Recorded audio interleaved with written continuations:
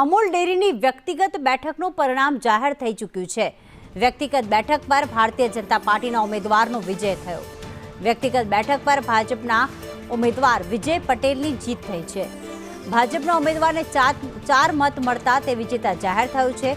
અમૂલ ડેરીની 9 બેઠકની મત ગણતરીનો પ્રારંભ, જેમાં વ્યક્તિગત બેઠક પર ભારતીય જનતા પાર્ટીના ઉમેદવાર વિજય પટેલની જીત થઈ।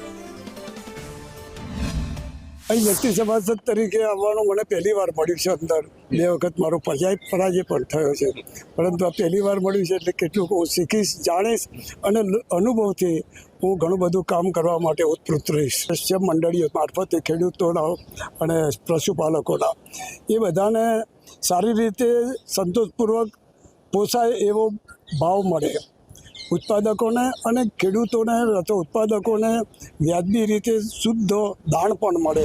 ખેડા જિલ્લા દૂધ ઉત્પાદક સહકારી સંઘની ગત 10મી તારીખના રોજ યોજાયેલ ચૂંટણીની મતગણતરી આજરોજ અમૂલ ખાતે શરૂ કરવામાં આવી છે। આપ જે દ્રશ્ય જોઈ રહ્યા છો, અમૂલ ડેરી ખાતે ચુસ્ત પોલીસ બંદોબસ્ત વચ્ચે હાલ મતપેટીઓ ખોલવામાં આવી રહી છે। પ્રથમ વ્યક્તિગત બેઠક જે હતી તેની પેટીઓ હાલ ખોલવામાં આવી રહી છે।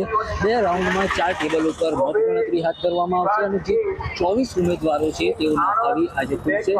11 વાગ્યા સુધીમાં આ મતગણતરી પૂર્ણ થશે।